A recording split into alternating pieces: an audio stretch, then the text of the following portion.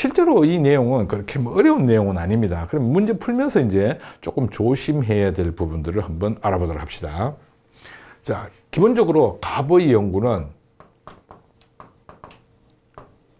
질적 연구죠. 그렇죠? 을의 연구는 양적 연구입니다. 자, 우리가 이제 질적 연구든 양적 연구든 공통적으로 이제 고민해야 될 게 뭐냐면 대표성을 어떻게 확보할 거냐 이렇게 하는 부분, 이 부분을 고민해야 됩니다. 그렇죠?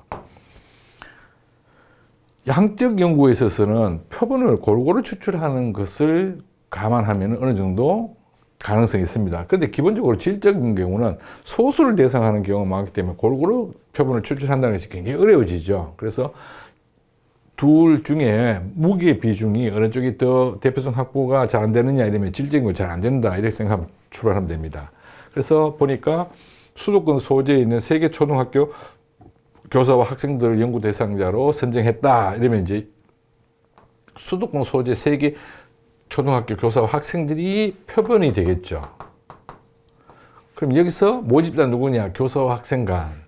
이 전체라는 말이 나와줘야 됩니다. 여기서는 그렇죠. 전체 교사와 그다음에 전체 학생 전부와 교사 전부 이렇게 되겠죠. 이게 이제 모집단이 되게 됩니다. 즉 모집단이라는 것은 내가 연구하고자 하는 주제와 관련된 전체 집단을 모집단하는 거죠. 그렇게 됐을 경우 지금 벌써 이미 뭐가 나와야 되는 머릿속으로 표본을 추출해서 연구를 했구나 이렇게 되는 것이 나와줘야 되죠. 그 다음에 또 아까 잠깐 앞에서 살펴봤던 것처럼 수업 담당 교사의 동의를 얻어 이렇게 돼 있죠. 수업 담당 교사의 동의를 얻는 것까지는 뭐 괜찮아요. 그런데 뭐가 지금 제대로 안 되냐면 학생들에게 눈치채지 못하도록 이 부분이 잘 안 됐죠. 학생들도 거기에 연구 대상자입니다. 지금 왜 그러냐면 초등학교 교사와 학생들 간의 상호작용이죠. 그러면 교사와 학생이 연구 대상자가 되는 겁니다. 그렇기 때문에 이 학생들에게도 동의를 구해야만 되는 겁니다. 그런데 동의를 구하지 않았다, 눈치채지 못하도록 이랬더니 동의를 구하지 않았다는 얘기입니다. 그렇게 해서 이 문제가 있네. 그 다음 을의 연구는 고등학생들의 자치활동, 그러면 모집단이 고등학생 전체가 되겠죠. 주제를 연구를 수행하기 위해서 땡땡 고등학교에서 300명 이래 됐죠. 그죠? 그러면 남녀 다 포함됐으니까 아무 문제 없을 것이다라고 생각하면 안 되죠. 왜냐하면 전국의 고등학생을 설명할 수 있어야 됩니다.